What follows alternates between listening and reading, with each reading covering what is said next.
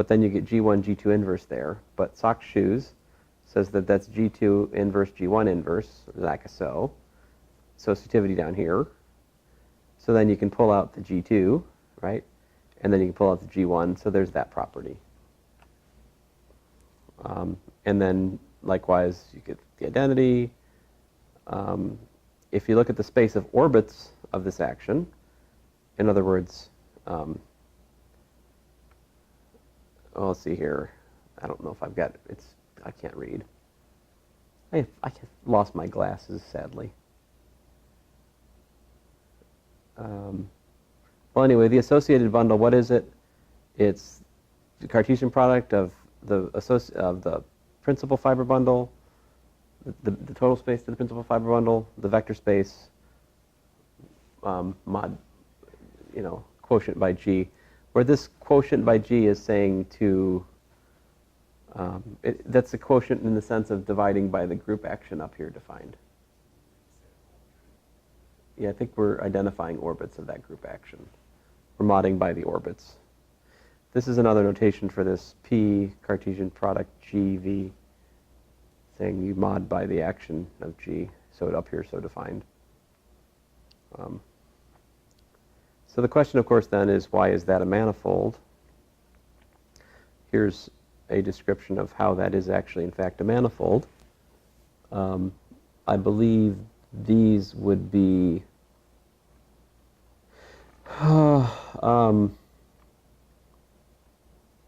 so P is a principal fiber bundle, so we got local sections of it, right?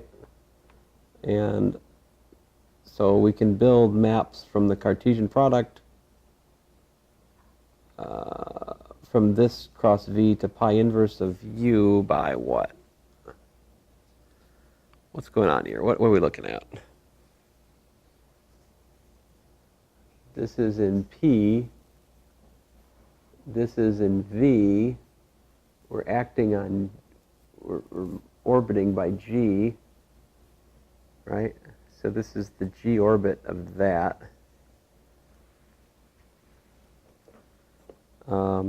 All right, well. Anyway, here's the destruction. Is it destruction? Yeah, no, an explanation for how we get a vectors. Yeah, we get a manifold structure on this thing.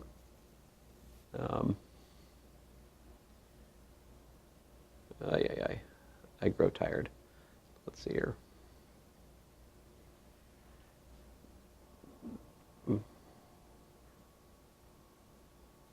Okay.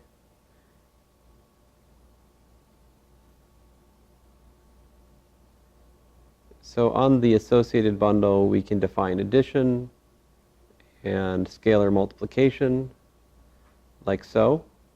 So basically, we just add the vector part. We scalar multiply the vector part in the cosets, right? I mean, in the orbits. Here's the I'm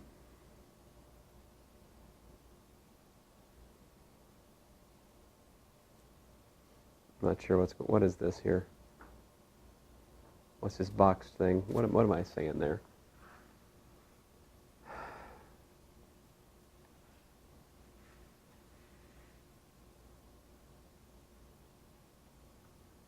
Oh, so if if they didn't have matching U's, I could find a group element G such that V would equal to UG, and then I can move the G over to the other side like that, because it's working on an orbit.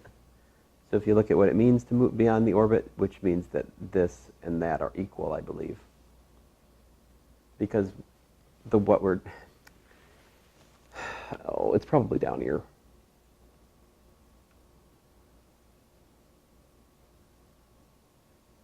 Well, here's some calculations showing you the flexibility of working with an orbit, what that means. All right. Oh my goodness, now I'm talking about leaves of a foliation. Oh, finally, this is what I wanted. So examples of an associated bundle. If you take the principal fiber bundle of the frame bundle and you build the associated bundle by just taking the Cartesian product with Rm, then up to probably a bundle morphism. That's the tangent bundle. If you, so if you were to put the dual space here, you'd get the cotangent bundle. If you put, like P-forms over RM here, basically you could take all your favorite objects on RM, put them here, and it'll build them over the manifold. That's what the associated bundle construction does. Is it takes your data at a point, and it makes it smoothly attached over the manifold if you use the frame bundle as your associator. That's not a word. As you look at the associated bundle attached to the frame bundle, it will take something at a point and put it over the manifold. That's the whole point of this construction. But anyway, all right, that is neither here nor there. So some examples. Yay, finally. Ugh. Oy.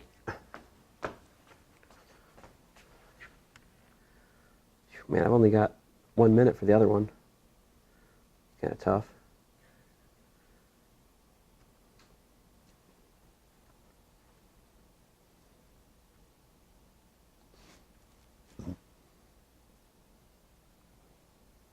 Is that a good size? I can't remember. I guess that's a good size, right?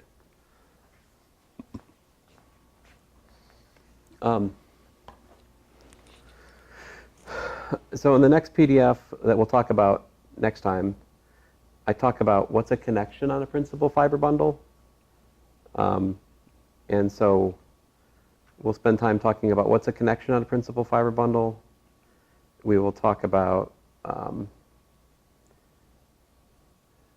things about subbundles and a little bit about subbundle.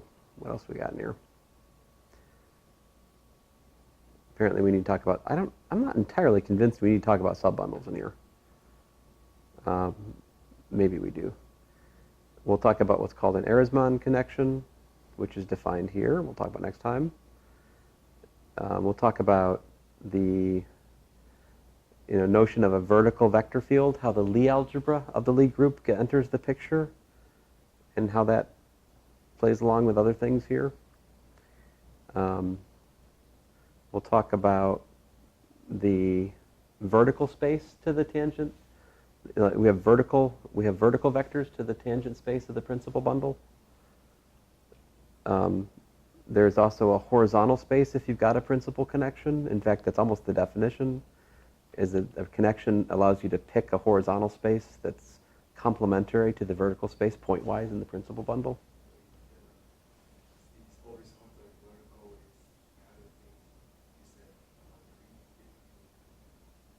About the Reeve field,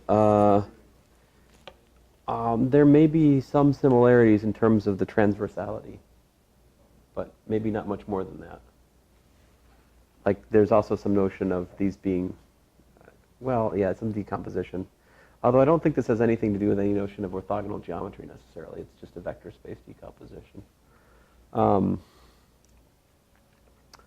Then that leads us to eventually the omega, which is that connection one form from the tangent space to the principal bundle to the Lie. It's a Lie algebra valued one form on the tangent space to the principal bundle. And and then that has something to do with the adjoint map on the Lie group in this way.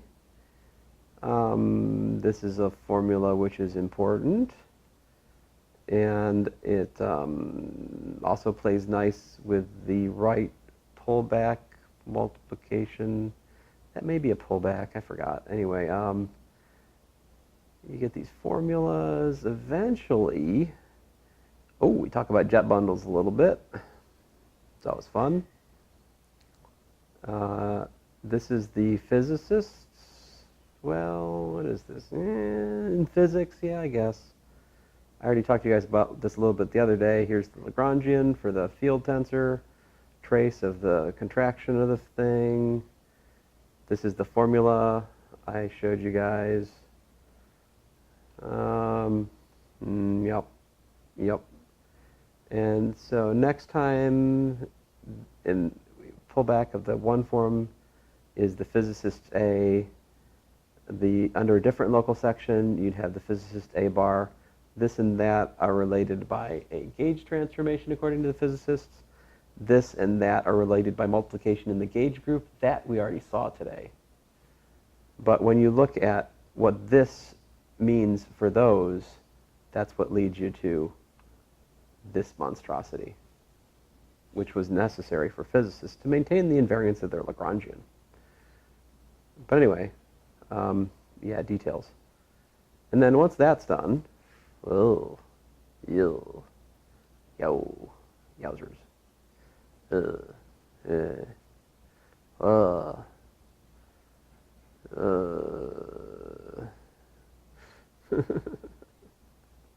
What I got myself into. Why? Ooh, well, that looks like a nice calculation. I'm getting to a point here, guys, believe it or not. Ooh, look at that. Wow, that's a calculation right there. Yeah. Come on. Where are you? Goodness gracious. Back to the metric tensor again. What? Oh my. Here's the covariant derivative of the vector field. So here's how to define a covariant derivative in this world. And come on. Sorry, guys. I'm looking for something here. We're almost out of it here, aren't we? Where'd you go? Covariant derivative again. It involves this thing. And come on. Whoa. Takes me back. Let's see here. And finally, the curvature. The curvature of a principal fiber bundle is defined to be the exterior derivative of the connection one form, and these I think has something to do with horizontal pieces of the vectors. That by definition is the exterior covariant derivative of the connection one form acting on that pair of vector fields. And that, yeah, leads us to this wonderful formula. And finally, the basic point of all of this, after we get through it all. Oh, come on. Where'd it go? Well, anyway, I seem to have skipped over it, but essentially the point is that the curvature of the connection form, that is the field tensor.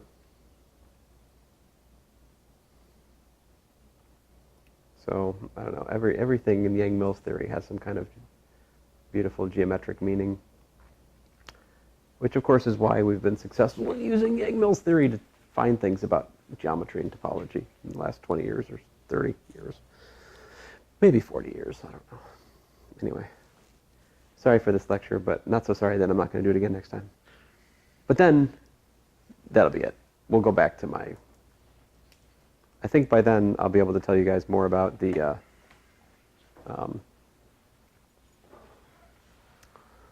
algebratizability of vector fields, and maybe we should go back to some of the questions we raised earlier this semester and see if we can't find better answers to them.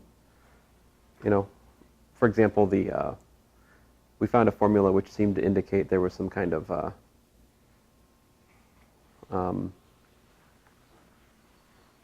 it was your